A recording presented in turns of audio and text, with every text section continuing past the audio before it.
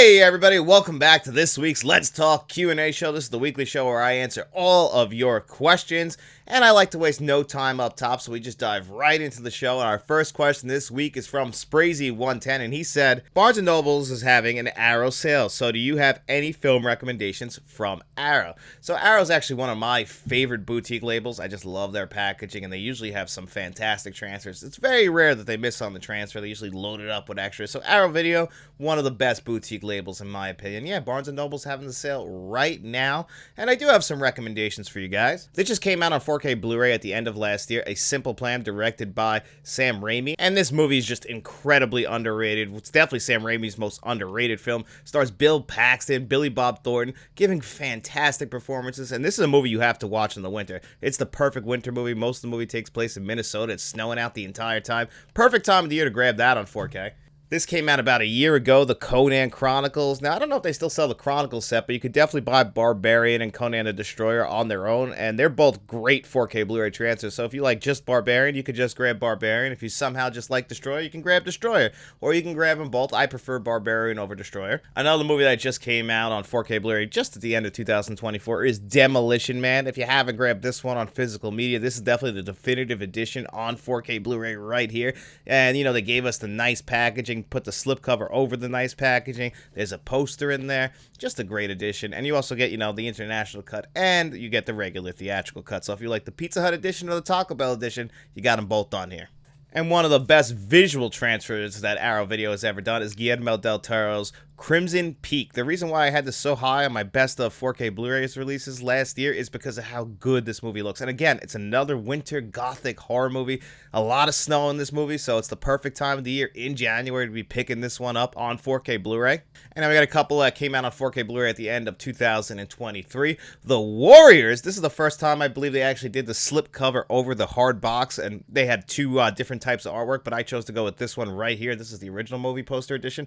Love The Warriors, and this is an incredible 4K Blu-ray transfer. And then the last one I can recommend, and I just picked this up actually in the last Barnes & Noble Arrow Video sale. Haven't done a review here on the channel yet, but Carlito's Way, directed by Brian De Palma from 1993, bringing Al Pacino back, playing another gangster. Different movie than Scarface, but still, Carlito's Way. I hadn't seen it in probably like 20 years before I picked up this 4K Blu-ray. And, you know, Al Pacino's acting at points, it becomes very much 90s Al Pacino, but if you like that, you're going to love this movie. It's overall a fantastic movie. Not my favorite Brian De Palma movie. That'll always go to Blowout, but this is a damn good one. So that's what I can recommend for this year's Arrow Video Barnes & Noble 50% off sale. They do a couple of those, at least 2 a year, because I know they'll do one again in like November, but they might even do 3 a year. So if you don't have the money for this one, like I am right now, I can't really purchase anything, and I was thinking about grabbing Inglourious Bastards on 4K from them because it's like, I think $30.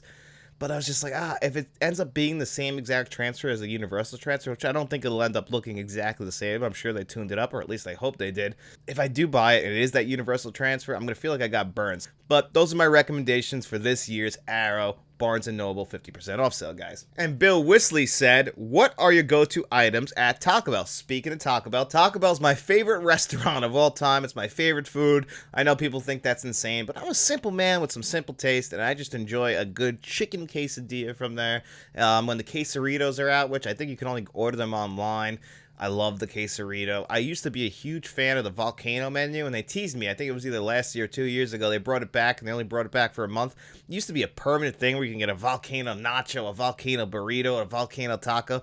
I mean, they had like their volcano sauce, which was just a tuned-up, spicier version of their regular nacho cheese sauce, but it was delicious, and I loved their volcano menu. When they took it away, you know, there's death, and then there's losing the volcano menu. Like, those are things that are just going to break your heart. It felt like a family member had been killed when they got rid of the volcano menu. But the Cheesy Gordita Crunch, I grab 2 of those every single time I go. The classic Nacho Bel Grande, I'll swap out the beef for the steak. Either way, it's not a high grade of meat, but that's not what you're there for. You're there for that flavor, and it always tastes good. You know, you're going to pay the price for it, but you know that going in. It's like when you buy a Ferrari. You're not buying a Ferrari to go 60 miles per hour. You're buying a Ferrari to go fast. And when you buy Taco Bell, you're buying Taco Bell to have a good time, but only for a little while. So that was a great question, Bill. Thank you so much. I really appreciate that one as well. Our next question's from our channel director, Mr. Smelly Potato, and he said, now that we just got a movie about Bob Dylan, who are some bands or artists you would like to see get a movie? So for me, I've actually brought this up in the past, and I don't know why they haven't done it yet. Maybe they just the artists aren't agreeing to it, but I would love to see Fleetwood Mac get a movie done about them. I mean, the triumphs and turmoils of that band are something that have to be seen to believe, because I think if you just read it, you're like, huh, that is crazy. There's no way. Like, you know, band members sleeping with each other, cheating on each other. One of my favorite songs ever is the song Silver Springs by Fleetwood Mac.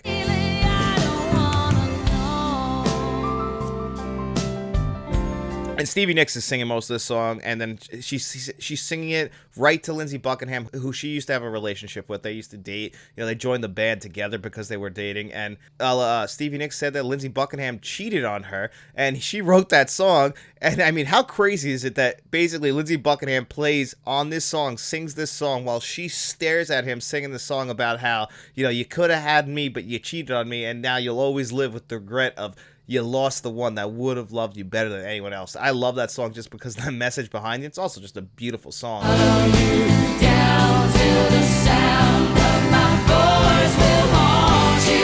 Fleetwood Mac, they just had all this throughout the band. Drug abuse, everything you could imagine with a classic rock and roll band. This band did it and then did some more. So Fleetwood Mac has always been the one I always wanted to see a biographical film made about them. They did kind of a Hulu show which was kind of based on them, but it wasn't the actual band members, so it's not exactly the same. Another one I would love to see personally is the artist Meatloaf. Meatloaf is one of my top 5 favorite artists of all time. I know that's like crazy to think, but like Jim Steinman, who wrote like all these big rock ballads like Total Eclipse of the Heart and It's All Coming Back to Me Now by Celine Dion, wrote some songs from the movie Streets of Fire. You know, he makes these big rock ballads like Bad Out of Hell, 2 Out of 3 Ain't Bad, Paradise by the Dashboard Lights. I'm glowing like the man on the edge of a knife, glowing like the man on the edge of a knife. All that was on his first album, Bad Out of Hell, in the 1970s. #1 album, was on the charts, I think, for like 10 years. He didn't follow that up with another #1 album. There was some albums in between, but he had this huge comeback in 1993. 16 years after the first Bad Out of Hell album, Bad Out of Hell 2 came out with Jim Steinman writing the songs again and Meatloaf singing them, and he was an even bigger star. That's where we got his biggest hit of all time, I Would Do Anything for Love.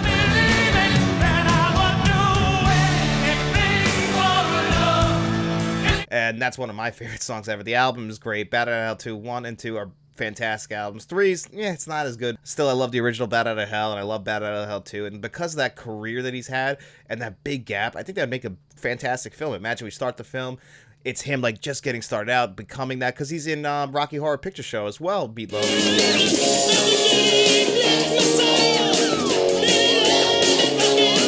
We can get, you know, kind of coming through the ranks. He becomes an actor, obviously, in Fight Club. There's a lot you can do in Meatloaf. I just think it would be a fantastic film, and that 16-year gap is really what you would explore, I think, is like what he was doing for those 16 years, because, you know, you reach the mountaintop, you expect to follow it up pretty soon, and he just never was able to until he had that big comeback in 1993.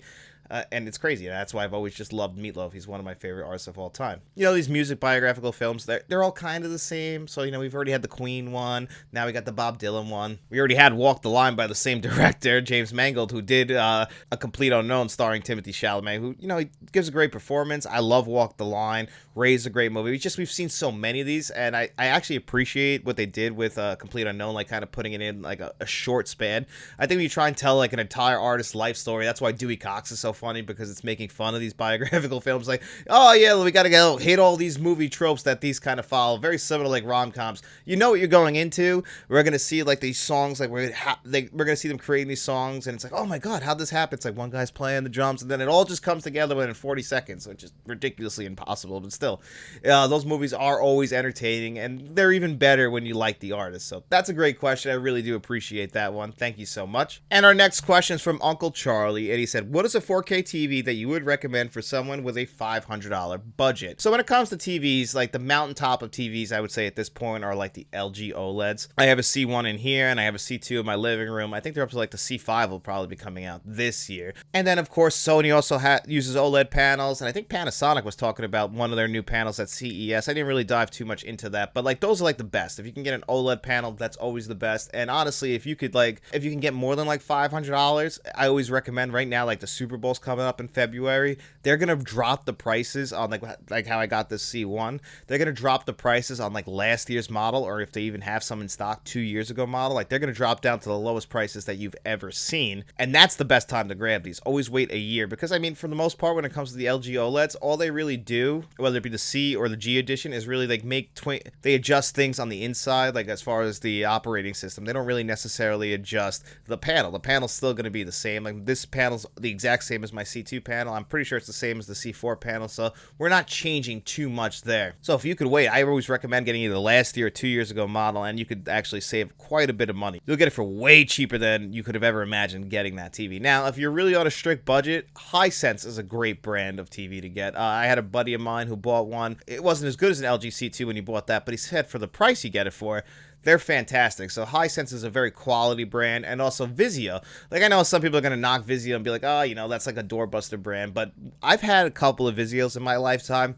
They never broke. When I first moved out and I got my first apartment, you know, I didn't have money to get TVs like I have now. I don't have money to get TVs like I have now anyway. But back then especially, and I got a couple of Vizios over time, and they never broke. I mean, like, I gave them away when I was finally done with them, and they still work fine.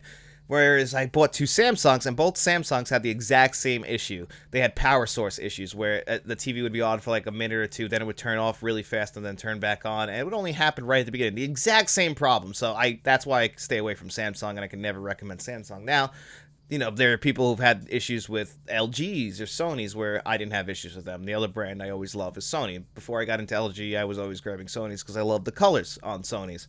But, you know, you want to go to OLED, and I can honestly say that OLED is the best. But if you're on a budget, there's nothing wrong with Hisense or Vizio. I can definitely recommend those, and you'll still get to experience 4K HDR and everything like that. Just make sure that they have Dolby Vision and HDR, especially if you're going to be pairing them up with a 4K Blu-ray player, whether it be the Panasonic 820 or the Sony 800. Those are the two models I would recommend. I actually have both of them. I'm thinking about doing a video this year comparing the two of them, because I always get questions about which is better, and I think they're both great. I don't think you can go wrong with either, but if I'm, you know, gun to my head, I'll always say the Panasonic. But that Sony's really good. I really have. I see a lot of complaints about it. I've never had an issue with my Sony, except for Kill Bill Volume 1 and 2's Blu-ray that I have. For some reason, it like bricks the player. Only that one, though. It's very strange. But yeah, Hisense and Vizio. That was a great question, Uncle Charlie. Thank you so much. And the next question is from Deranged Psychopath, and this is a deranged question. What idea would be worse, remaking Pulp Fiction or The Terminator? And we're gonna get a Terminator remake. I've already prepared myself for that. I know it's coming at some point. As much as I don't want that to happen, I don't think we ever need to remake Terminator, but I know it's gonna happen sometime down the line. And when it does, I'll be prepared. I'll be prepared to be disappointed. We did it with RoboCop. We did it with Total Recall. A lot of movies I love, and they were really close. And, you know, that's the only next logical step for the Terminator franchise, because we have to stop with these requels, everything that they're trying to do to still tie Arnie and Linda Hamilton back in. The reboot is the next logical step, so I wouldn't be too upset because I know it's coming. Now, Pulp Fiction, you do not remake Pulp Fiction. Remaking Pulp Fiction would be like remaking The Godfather. It's already a perfect film. There's nothing you can do to remake that movie that would make it better than the original. There's no way. That movie only works the way that Quentin Tarantino tells that film, whether it be the nonlinear storytelling with those characters that he wrote, paying homage to the movies that he loved. Like, you could not remake that because Quentin Tarantino's DNA is just all wrapped up in that movie. That's all Quentin Tarantino. So if you remake that movie without Quentin Tarantino, that movie becomes somebody else's, and that doesn't make any logical sense for the movie Pulp Fiction. So of course I would say do not remake Pulp Fiction. And our next question is from Timmy, and he said, what songs do you want played at your funeral? And you know what I really want played at my funeral when they bring me out? I want the Degeneration X theme played at my funeral.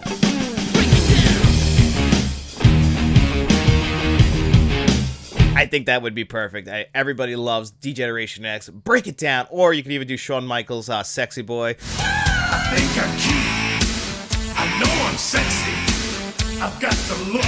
Obviously, these are wrestling themes. I want wrestling. I just think that those are the perfect entrance. Even if you want to go with the Undertaker's theme when they're rolling the casket in, like just have the lights go out and then have the Druids bring out the casket. Like that might upset some people, so we're going a little bit more lighthearted. I guess we could have, like I was talking about earlier, with some Meatloaf. I think a good Meatloaf song wouldn't be too bad to play at my funeral. I also think that the King of Wishful Thinking would be a great song. It's just one of my favorite songs ever.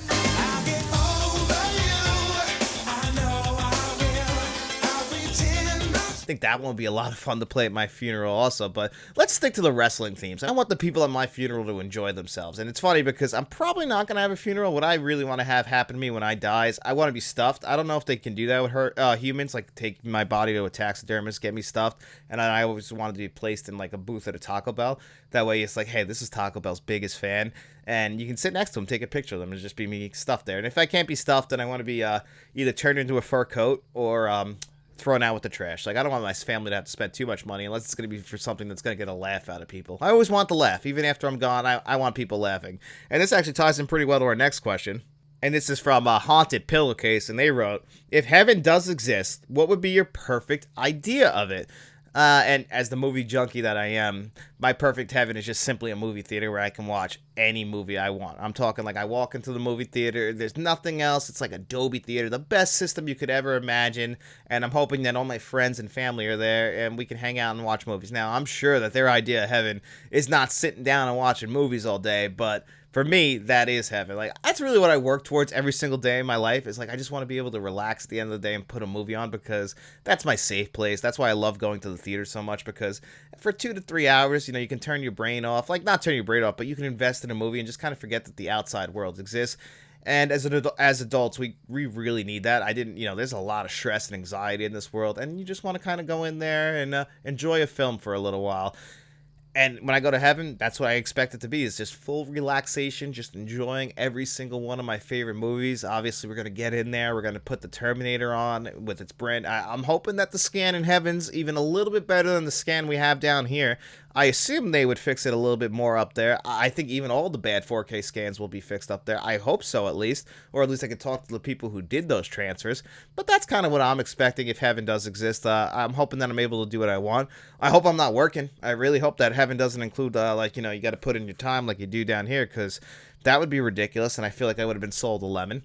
But either way, I'm just having some fun. That was a great question. Thank you. I really appreciate those types of questions. We don't get to really do that too much here on the channel. All right, the next question is from our channel director again, Mr. Smelly Potato, and he said, what is a scene you like in a movie you dislike? And I'll go right back to like the Star Wars franchise. I'm not the biggest fan of The Last Jedi. I don't think it's as bad as Rise of Skywalker, but I'm not ever going to really run back to Rian Johnson's The Last Jedi. But the scene where they end up killing Snape in the, what do they call it, in that red room, and they're like back to back fighting all of the red guards, like, it's just beautiful to look at, just incredible filmmaking. And the rest of the movie, I feel like they're trying to undo things in The Force Awakens, and then the Rise of Skywalker is trying to undo the stuff we did in The Last Jedi. But at least that scene in a bubble, and honestly, a lot of The Last Jedi, it's a mixed bag. Like, the Benicio del Toro character is ridiculous, and the entire storyline could have been cut out. But there are some beautiful looking shots in this movie. That's why I say overall, it's not a badly made film, The Last Jedi. It's just a bad Star Wars movie, and that's what really bothers me. And that whole trilogy, like, I love The Force Awakens. It's my third favorite Star Wars movie, but you have to ignore the 2 films that come after it because they try and undo everything they set up in that movie, and it kills me because I love that movie, and it sets up what could be a great trilogy, and it just ends up like crumbling, and I really don't like that trilogy overall. But hey, you can't take anything away from that great scene. So that's a great question too, Mr. Smelly Potato. Thank you so much. And the next question is from Kylie Tinkle, and she said, how would you compare your wife's taste in movie compared to your own? And my wife actually used to do the Let's Talk Physical Media show with me, back when it was just a combination of physical media news and doing the Q&A show before they were separated. She would pop on a little while. I wanted to have a second host with me after my cousin Matt left the show. But the thing is, just like with Matt, she didn't feel very comfortable in front of the camera. She felt like, it wasn't comfortable for her. For me, I like talking in front of the camera. I just like to talk. So it never bothered me, but I thought it'd be fun to have that husband-wife dynamic, but she doesn't really like to get in front of the camera too much. But as far as our movie tastes go, we really only overlap on comedy and some horror. My wife is not a big fan of dramas, so it's very rare I can get her to, like, invest in that. If she wants to do something dramatic, she'd rather read the book or listen to an audiobook than actually watch a film. But film, she likes to go to for regular, just straightforward comedy or action. She loves action movies as well, but her favorite movies are like Clueless, Mean Girls, not Happy Gilmore, Billy Madison. Like, these are movies that my wife loves. She just loves comedies, but she'll also watch all the slashers with me. Like, she's a big Scream fan. We have the Scream movie poster on our wall right next to the Friday movie poster. So that's where we overlap, is in comedy and horror, because we do love the 80s slashers and all the 90s movies. But then my wife also likes those like late 1990s, early 2000s teenage movies, like those coming of age movies where all the kids kids in high school, like Never Been Kissed, and She's Gotta Have It. Like, I hate those movies, but my wife loves those types of movies. You know, again, so then we'll kind of like overlap on the faculty, but that's really like, it took me a long time for my wife to come around on the Terminator, and I love the Terminator. But the place we overlap the most is in our love for Star Wars. We actually have matching, it's kind of hard to see. Yeah, I don't know if I can even show you guys here, but anyway, forget it. I have a tattoo here of Han Solo's face. It's like a silhouette of Han Solo, and it says, I know. My wife has the other half of that tattoo that says, I love you, with Princess Leia on her arm. So we have matching Star Wars tattoos, and then our dogs are named Leia and Obi, so we're just big Star Wars fans. That's where we overlap. She's a bigger Harry Potter fan than me, but really that's where we overlap with comedy, horror sometimes, and then we're just big Star Wars fans together. And we feel the same way about, you know, the Star Wars trilogies. She likes, actually, her favorite Star Wars film is Return of the Jedi, whereas my favorite one is The Empire Strikes Back. I have some issues with Return of the Jedi, but that's her favorite. It's a lot of people's favorite. So that's kind of where we overlap. But yeah, we have very different taste, and sometimes it's hard to pick a movie sometimes. And if I have to watch a movie for the channel, a lot of times, you know, if she doesn't have any interest in it, she'll like go in the bedroom, and then I end up watching it alone. Unless like somebody else besides me who watches every single movie, like if someone on TikTok said that the movie was good, then she'll be like, oh, you want to check this movie? I'll be like, I brought this movie to you weeks ago, and you didn't want to watch it with me. So yeah, it can be tough sometimes. I know this is a game that every married couple plays. Like, you know, whether if it's not with physical media, they're doing it on Netflix, like running through all the types of movies until like 45 minutes later you give up and you just put on Curb the Enthusiasm or fucking Always Sunny in Philadelphia again. It's just what happens. It's, you know, we've all been there. But that's a great question too. I really appreciate that. Love talking about my wife. Now these next two questions kind of tie into each other. So the first one's from Sprazy110, and he said, How did you first reach out to the physical media community to be invited on live streams? So really the only way I get invited on live streams is from Frank's Medium Reviews, because he'll invite me on live streams, and I'm always just on there with like people he knows. Like, he's the reason why Mid-Level Media's on there, or Planet CCH. Like, those are all, like, buddies that he's reached out to and made relationships with. I'm just not somebody who does that. I know it sounds a little bit weird, but, again, I don't really like to bother people, so I don't really reach out to other people. I kind of wait for them to reach out to me, which might not happen at all, but, you know, it's just kind of how I am as a human being. It's just the same thing in my regular life. I'm not somebody who really, like, texts people first, but if they text me, I'll always respond. You know, I'm just always worried about interrupting people. It's a flaw in me. It's a personality flaw that I always have to work past. So I never reach out to other people like to do live streams. They always reach out to me. And thankfully, I found someone like Frank, who's just a great guy, that always just has me on his live stream. So I get to meet these other great people of the community as well. And that also will tie into the next question from Dark Room Reviews, and he said, do you see yourself doing any solo streams in 2025? I don't think I really did too many of these in 2024, but I used to do one like every couple of weeks in 2023, and they were fun. Again, with like the live stream I do with Frank on Tuesday. The problem is it's just like scheduling. You know, I got to do my regular Joe job, and then I make videos for the channel. And, you know, it takes a lot of time to edit. I don't really have too much free time that I spend with just like my wife or friends and family, because I'm really just always working here on YouTube.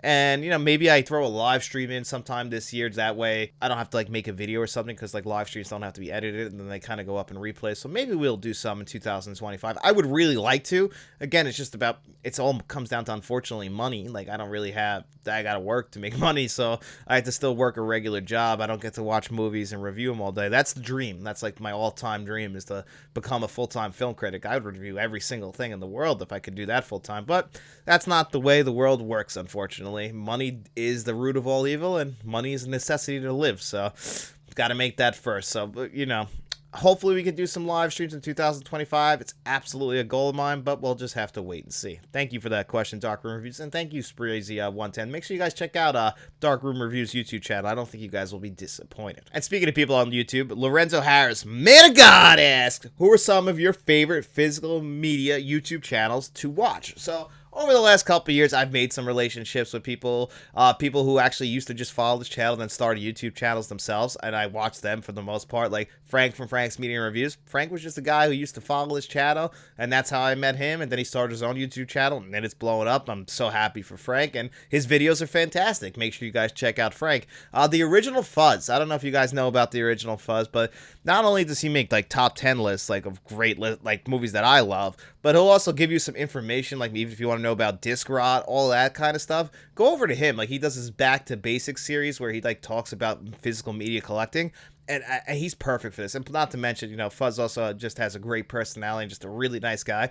He was somebody who just followed this channel too before he ended up starting his own YouTube channel, and he's become very successful as well. And Fuzz is just a great guy, so that's what makes, like, I watch his videos and it's like, this guy was made for YouTube because he's just so friendly. And then another one is Stuart George's Home Movies. He kind of just goes on there and he'll show off his old VHSs, movies that he's picked up, first time watches. He's just a great guy as well. Somebody else who just used to watch this channel and then started his own YouTube channel. Like, those are the YouTube channels right now that I'm watching, like, as far as physical media goes. And I can say that, like, they're friends of mine. They're all great people that you should definitely be checking out. And then you also get, Ken from Mid-Level Media. Obviously, most people know him. He's been a big guy in the community. He does very similar stuff to me, like reporting on the news and doing 4K Blu-ray reviews. But Ken's a great guy as well. Definitely can always recommend his channel. Films at Home was a big deal when I first started YouTube. Jeff over there, his channel's not the same channel it was back in the day, but I always appreciated his reviews. And I know I'm forgetting some other great YouTube channels who have commented on these videos, and I've talked. I feel bad forgetting them just off the top of my head. I should have wrote these down beforehand, but there are the physical media community, like, for the most part. Now, I'm not going to knock some channels, but you guys, for the most part, can know what the bad channels are, people who are faking things. Like, those channels suck. But for the most part, the physical media community, the best community on YouTube, in my opinion. We're always supporting each other. Like, you could find these guys, doesn't matter what their subscriber count is. We're always supporting each other.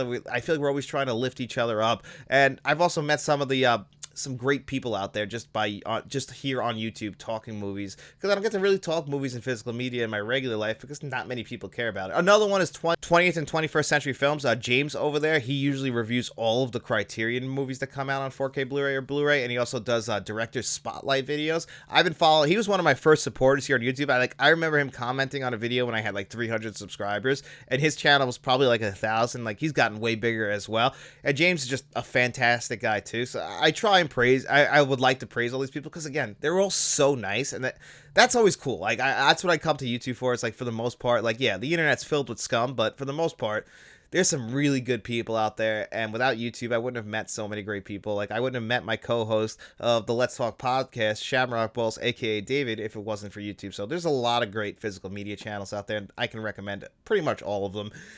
It's very rare you find one that's like trying to pull one over on you guys. So that's a great question. I really appreciate that, Lorenzo Harris, man of God. Thank you so much. Lorenzo is also a longtime subscriber to this channel, like from the early days, which I really appreciate, buddy. And the next question is from Rogue1677. He wrote, best 4K comedy films, 420 comedy films, like from the late 2000s, like Pineapple Express or Step Brothers. Actually, it's funny because Step Brothers and Pineapple Express both have 4K Blu-rays that I didn't pick up, but my cousin Matt, who used to do this with me, which I brought up a billion times probably in this episode, he bought both of those movies on 4K Blu-ray, and he said that it was a little bit of an upgrade, but not a noticeable upgrade. So, some of the greatest 420 movies actually haven't come to physical media yet, like Cheech and Chong. Like, I was supposed to come like on 4K Blu-ray, but then it ended up just being a regular nice collector's edition Blu-ray where it kind of looked like it was holding the stash of weed. I thought that was pretty clever.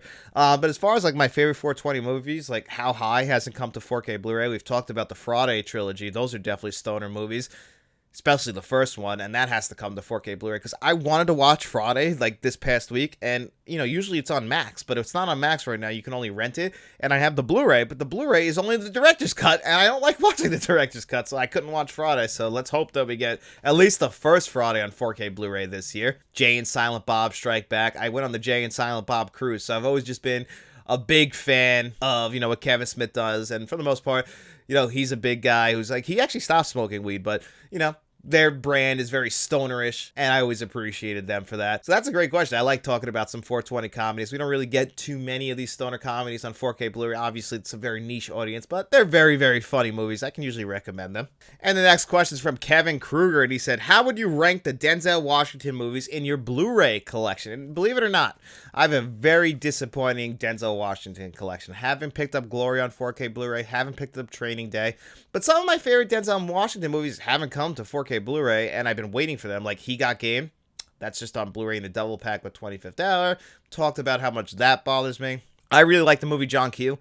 I know that's probably a long shot 4K Blu-ray-esque, but that's a movie that came out in the early 2000s, and I remember seeing it it actually kind of broke my heart. And with all the insurance stuff going on in the United States right now, watch a movie like that and it'll really open your eyes to like all those kinds of issues. So that's another movie that's I haven't picked up just because of that reason. Haven't grabbed Deja Vu. Two Guns has a 4K Blu-ray release. Didn't feel the need to run back to that. Not a big fan of the Equalizer movies, so I haven't grabbed those on 4K Blu-ray. So I only actually have 1, 2, 3, 4. I only have 6 Denzel Washington movies on Blu-ray or 4K Blu-ray. And at the bottom, this has a 4K Blu-ray release, but at the time, Matt did the review for the channel, so I didn't pick up the 4K Blu-ray. He did. And I'm not the biggest Trading Day fan because I just don't think Ethan Hawke is that great in this movie, and it hurts the rewatchability for me. But Training Day, I'd have to put that at the bottom. Next up, this is just it's a good Blu-ray, but I love Robert Zemeckis' Flight. And Robert Zemeckis had a movie called Here come out this past, I think it came out in November. You know, it's kind of another movie where he puts the camera down in one place and he just shows everything that happens in one spot from like all the way back, like for the dinosaurs to like present day. You know, for the most part, it's like Tom Hanks and his family. That's what we focus on. But, you know, we focus on a bunch of other stuff, and I really appreciated this movie, and it flew under a lot of people's radar, and I heard a lot of people saying, like, it's like Forrest Gump again, but it has some, like similarities to Forrest Gump, I'll give it that, but I really enjoyed that movie. It's not one of the best movies of 2024, but Robert Zemeckis, he's missed a lot lately, and it's nice to see that he can put out a good movie still, and Flight, this movie was fantastic. Denzel Washington as Whitaker, a pilot, a drunk pilot, a pilot who also enjoys cocaine, but he could still fly the shit out of a plane, and if nobody else but him was in control of this plane would have crashed. But luckily, the plane did have Whitaker in control, and he was able to safely bring this plane down. You know, there were casualties, but you know, it could have been much worse if it was in other hands. But unfortunately, this movie is also about the fact that he is an addict, and you know, he's got to overcome this drug and alcohol addiction and face the reality of his situation. And it also asking the tough questions like, yeah, this guy was able to, he's a hero in a lot of ways,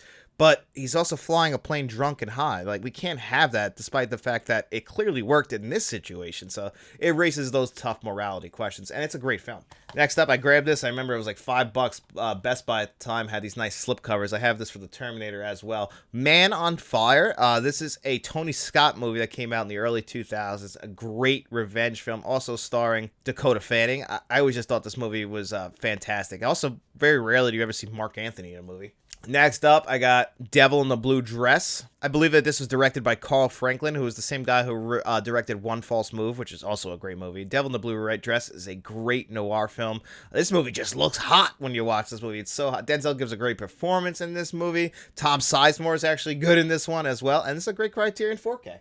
And at number 2, I got Philadelphia, and this is a Sony 4K Blu-ray. It did come out in the early days of 4K Blu-ray, but it's still great as far as the visuals go, and Philadelphia is one of my favorite movies of all time. Stars both him and Tom Hanks dealing with the AIDS crisis in the 1980s and early 1990s. This is actually Jonathan Demme's follow-up to The Silence of the Lambs, and a lot of people had issues with The Silence of the Lambs and how he treated trans characters in that movie, and he did this movie dealing with the AIDS crisis, and it kind of felt like, okay, he's trying to like stay face a little bit, but if you just watch this movie, I mean, I watched this for the first time in health class, and like I was trying not to cry in the classroom because it's really sad, and I always go back to this movie every single year, usually in the winter because it takes place in Philadelphia in the winter, and you know, it's got that great Bruce Springsteen star. I could say so much about the movie, but the 4K is great.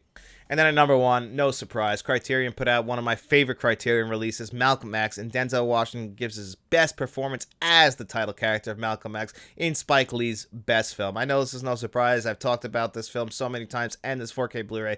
Grab this one and you won't regret it. So that was a great question, Kevin. Thank you so much, buddy. I appreciate that one. And the next question is from Amanda, and this is just a fun one for me. You guys might not be too interested in this, but maybe you are, because she actually asked me, and I love talking some NASCAR. She said, in your opinion, who is the top 10 NASCAR drivers of all time? So this is the only top 10 list this week, and I made a list for this, and we're going to start at the bottom with the 1992 NASCAR Winston Cup champion at the time, Alan Kulwicki. And in the closest points race that NASCAR ever had, the Hooters 500, this is also an iconic race because it's the last race of Richard Petty's career, who had 200 NASCAR wins and is one of the greatest of all time. We'll talk about him in a little while.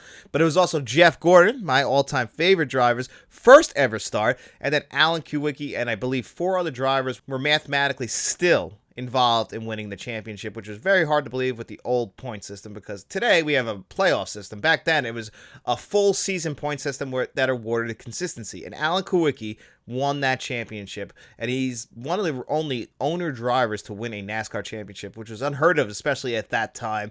And unfortunately, Alan Kulwicki, along with Davey Allison, who was also competing for that championship in 1992, the both of them passed away in aviation accidents, separate aviation accidents. Alan Kulwicki in a plane crash, Davey Allison in a helicopter crash, both in 1993. So Alan Kulwicki was never able to defend his Winston Cup Series championship. And Davey Allison, who was one of those people competing at the Hooters 500, he also was unable to ever compete again. He lost his life very sadly. And Davey Allison, he didn't make this top 10, but I always kind of had, like, I've watched a lot of documentaries on that guy. He's a big Indiana Jones fan. He always wore an Indiana Jones hat, and he would wear the coat and everything. And I always liked him for that, and I never got to see him. He passed away in 1993. I was only born in 1992. At number 9, I got Kevin Harvick. Kevin Harvick just retired this past year. Kevin Harvick raced for a team called Richard Childress Racing, and in 2001, Dale Earnhardt died in a crash, and he's the most iconic NASCAR driver ever. And Kevin Harvick raced for Richard Childress Racing in the Busch Series at the time, which is now the Nationwide Series, or it's the Xfinity Series now, which is basically considered a minor league system. Eventually, you work your way up to the Cup Series. It kind of goes Truck Series, Busch Series, Cup Series, or now it's the Xfinity Series, but to the Cup Series. So Kevin Harvick had to replace Dale Earnhardt. An uneasy task to do. Replaced one of the greatest drivers ever, and then he won a race like 3 weeks later, and then he had a great career. He won the 2014 Cup Series Championship. He left Richard Childress Racing and went and raced for Stewart-Haas Racing, and then you really got to see that Kevin Harvick was lifting up that team, Richard Childress Racing. He probably would have even won more races, but he stayed committed to that team, which, kind of cost him in the end, but still one of the greatest drivers ever. Number 8, I got Denny Hamlin, which a lot of people might recognize that name because Denny Hamlin races for Joe Gibbs Racing. He's one of the most famous drivers to never win a championship. He's got over 50 wins. It might even be 60 to this point. No, it's not 60. He's over 50, but he's won 3 Daytona 500s. And right now, he also co-owns a NASCAR team called 2311 Racing with Michael Jordan. And they are actually in the process at this moment, them and another team, of suing NASCAR for being a monopoly. So if you want to research that, but either way, Denny Hamlin's a great NASCAR driver. So talking about everything else might not be the purpose of this question, but still, I think it's fascinating. At number 7, Tony Stewart. Maybe you guys have heard of this name, nicknamed Smoke. And this guy, he never won a Daytona 500, but he won 3 championships, including winning the 2011 championship in the closest championship race of all time. And this is when they had to chase for the cup, and Tony Stewart barely got into the playoffs that year, and he ended up winning, I believe, 5 races out of 10 in the playoffs to eventually end up tying Carl Edwards, who was the favorite the entire season. Because he had more wins, he ended up winning the championship. They literally finished the season in a tie, and Tony Stewart won the championship. So it's incredible, and he has had a great career. Number 6, Kyle Busch. That's probably the most recognizable name now. He's kind of on the decline, driving for Richard Childress Racing in the number 8. But for a long time, he started his career at Hendrick Motorsports. But in 2008, he went to Joe Gibbs Racing, where he would win 2 championships and most of the races. This is a guy who's won over 60 races. He also holds the record for the most Xfinity Series wins, over 100 wins there, and the most Craftsman Truck Series wins. So in the lower series, he holds the most wins in those ones, and he's also in the top 10, maybe even the top 5 wins list in the Cup Series. So he has earned his he's definitely earned his place on the list. He just always pissed a lot of people off. At number 5, I got Darrell Waltrip, brother Michael Waltrip, who actually won that 2001 Daytona 500. But back in the 70s and 80s, there wasn't many guys bigger than Darrell Waltrip. He won 3 NASCAR Cup Series championships. He won the 1989 Daytona 500 on his 20th try. Was it 20th or maybe his 18th try, but that was a pretty big deal. He did the Iggy Shuffle. Then he went on to own his own team, and that's kind of where his career started to falter off. But there's a guy who had, I believe, 84 Cup Series wins, and you got to put him on the list for just doing that and winning 3 championships. Plus, he was a big time personality, nicknamed Jaws, because he couldn't shut the fuck up in the 80s. But still, he came around, and it's funny, he nicknamed Jaws. Number 4, I got Jimmy Johnson. Jimmy Johnson's one of 3 drivers to win 7 Cup Series championships. The only guy to ever win 5 in a row. Then he would end up winning championships 6 and 7. And, I was a Dale Earnhardt Jr., Jeff Gordon fan at the time, and Jimmy Johnson he could not be beaten, man. Every year I was hoping he wouldn't win the championship. It was like the Patriots. They were just this dynasty, but he was good. They came together at the best time, like any great team in the playoffs. They would always come together, and they found a way to win the championship. You got to respect it. I can't say I particularly enjoyed it, but you got to respect it. And that's because at number 3, I got Jeff Gordon, my favorite NASCAR driver of all time. And he did most of his championship winning before he even got into NASCAR. He had 3 of his 4 championships won, and most of his wins with Ray Evernham driving the number 24 DuPont Chevrolet, the Rainbow Warriors. Then he switched over to the Flames in 2001. And then he won his 2001 championship, won another 500 in 05, and then he retired eventually. And I believe 2016, it was either 14 or 16. These years just keep clicking by. But, I love the guy to the very end. Made the championship for in his last full-time season because he did end up racing a little bit more for Hendrick Motorsports. Dale Earnhardt Jr. got hurt. But still, he was so good, and you got to put him on this list just for the amount of wins he has. Not many drivers have over 90 Cup Series wins. I was sure he was going to get 100, but he just faltered towards the end of his career. Plus, he had a bad back. At number 2, you got to put Richard Petty, the king. 200 Cup Series wins, given a different system like NASCAR. He also has 7 Daytona 500s, but the modern era of NASCAR is considered 1979, I believe, and onward. That was the real big, that's when NASCAR kind of made their changes, when it became more of a structured system, because it used to be like 50 races a year. You wouldn't enter all of them. It was a whole different thing, and that's kind of where Richard Petty won most of his races, because Petty Enterprise was just the best. But everyone recognizes, if you've seen movies like Cars, you recognize the Petty Blue, STP. You recognize all that, the cowboy hat. He's iconic, and he was one of the greatest drivers ever. Another guy who won 7 championships. But of course, number 1 has to be Dale Earnhardt. Dale Earnhardt might have not won 200 races, but he did win 74. He also won 7 championships. The black number 3 is iconic. The Intimidator. There's just so many iconic moments. Even if you're not a fan of NASCAR, you know who Dale Earnhardt is. Just the greatest NASCAR driver of all time, and he tragically passed away at the 2001 Daytona 500. A moment I'll never forget. To have a sport lose their icon, their biggest name at a track, it took him 20 years to win the 500. He won it finally in 1998, and 3 years later, he lost his life protecting 3rd place so that his drivers, because he owned Dale Earnhardt Incorporated, his drivers Michael Waltrip and then his son running second, Dale Earnhardt Jr., could see in the rearview mirror his father crashing, and then eventually he would pass away from those injuries.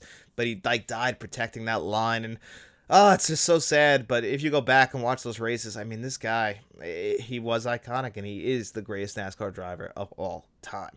That was a great question, Amanda. Hopefully I didn't bore all you guys, but you could skip ahead if you didn't like hearing me talk about NASCAR. But if I have some time to nerd out over NASCAR, I'm going to do it because I do love NASCAR.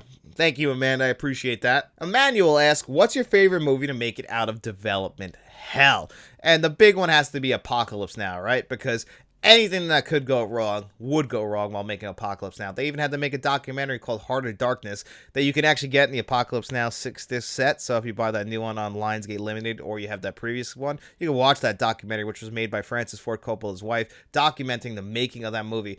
What could go wrong went wrong while making that. It's ridiculous that movie even came to fruition, and then to have that movie be as good as it is. It's my favorite war film of all time, Apocalypse Now. It's an incredible movie. Marlon Brando shows up out of shape, not knowing his lines, of course, and the only way we can get him in shot, lay him down and try and just show his face. It all works so well. Martin Sheen had a heart attack while they're making this movie. Literally anything that could go wrong went wrong while making this movie. So of course I have to pick Apocalypse Now. Check out Heart of Darkness. It's a great documentary. And the next question is from Aaron Click, and they said, if you could change this one thing in your past, would you have talked up owning physical media more than you did to your friends in hopes to make it more relevant than what it is today? And yeah, I would have definitely gone back and done that. But you guys got to remember, back in the day, we didn't think that this was going to happen. We were excited when VHS switched over to DVD and then DVD to Blu-ray. We just thought that this natural progression would keep happening. When Netflix came along and then everyone got hooked on it, I think for a lot of physical media collectors, it was a surprise. At first you're really excited. It's not until a couple, at least for me, a couple years later that you see the dangers of streaming and how it's actually hurting physical media. So if I would have known that in hindsight, I would have definitely gone back and tried to explain to people, but hindsight's 2020, of course. But I would have liked to explain to people why it's important to collect physical media, why this is going to be important in the future. you know, not to abandon it. Even myself, like I lost a lot of my DVD collection. I would have held on to all that, so I wouldn't have had to rebuild. But again, I was a kid. How was I supposed to know like what was going to happen down the line, that it was going to become such a niche thing? And it kills me because you guys just heard me talk about NASCAR, but like I'm a big NASCAR fan, a physical media fan. Like these things that aren't like ultra popular out in the world, they're very niche, and those are the things I love in the world, and I don't want to ever see them go away. So if there was a chance I can go back and make physical media even more popular than it is right now, which is not very popular, I definitely would. So that's a great question, Aaron. Thank you so much. And this is going to be our last question of the week, and it's from G. Rivera, and he said, "Hello, John. Love the show. What do-overs do you want to see for recently released 4K movies? Which original releases do you prefer over do-overs that have been released?" So that's a great question. So movies that I want done over, always on this list, it's Terminator 2. I mean, Terminator 2 needs a do-over. I own 2 of these, and I do not watch these 4K Blu-rays. But the Steelbook was beautiful, so of course I had to pick this one up. And I just hopefully, and it's been rumored that we're going to get a new scan, because Studio Canal really, like, dropped the ball with this one. It was, I guess, a mistake, but a mistake that was forced on us that we have to still deal with, where they put the 3D scan on here, so it was just completely white, clean, and it looks very waxy. But if they could just do what they did with, like, Terminator 1 and The Abyss, I think we'll all be eating good in the neighborhood with that one. So let's hope we get that eventually. And then, of course, Planes, Trains, and Automobiles. This one kills me because Planes, Trains, and Automobiles is one of my favorite comedies of all time. You guys saw me and David do a show on this one. You can just get our full thoughts on it. But I actually, to answer your other question, I will always watch this Blu-ray now over the 4K Blu-ray. I tried the 4K Blu-ray twice. I just do not like how they changed the color timing on it. It's very noticeable. It always throws me off, so I'll always go back and watch the Blu-ray. I keep the 4K Blu-ray because this does have all the deleted scenes, so if you want to kind of figure out some of the editing choices that were made for this movie and maybe uncover some stuff in the storyline, like with Steve Martin's wife, the deleted scenes are really cool, and they're on that 4K. Heat's another one where I want them to redo the 4K Blu-ray because it's just too dark. But the Blu-ray, I will recommend this Blu-ray right here. There is a different Blu-ray, but this Blu-ray comes from a 4K scan and has, in my opinion, the better color timing. So I would definitely recommend getting this Blu-ray over this 4K Blu-ray. But this 4K Blu-ray, you know, it's not the worst in the world, but it's just definitely way too dark. And then versions of movie, now these are both from Criterion, is I always prefer the Blu-ray over the new 4K Blu-ray for this one right here for Paris, Texas, and for the Three Colors trilogy, I actually prefer the Blu-ray versions over the new 4K scans as well. Both of them for basically the same issue, but it's even more egregious in this one with the Three Colors trilogy because they took like these all had tints. Like for Three Colors Red, it had like a red tint to it. You know, if it was Three Colors Blue, like the color timing had like a blue tint to it. White, same thing. And the only one in there was Three Colors Red. I would say is probably like the best of the 4K transfers, but I still would prefer the original Blu-ray transfers for both Paris, Texas, and the Three Colors trilogy, and it's unfortunate they both just happen to be from the Criterion collection. And that was a great question as well. I really do appreciate that. Thank you so much, and thank you to everybody who sent in questions for this week's show. I hope you enjoyed it, and if you did, don't forget to like, share, and subscribe. Send in your questions for next week's show. And guys, we also have channel membership, so if you want to become a friend of the channel, a producer for the channel like John Don't Juggle, or even a channel director like Mr. Smelly Potato and Frank from Frank's Medium Reviews, you can do that. Look for all that information in the description below. But if you got no money to throw away, guys, don't worry about it at all. We just hope you enjoyed the video, and if you did, get out in those streets and tell your friends about it.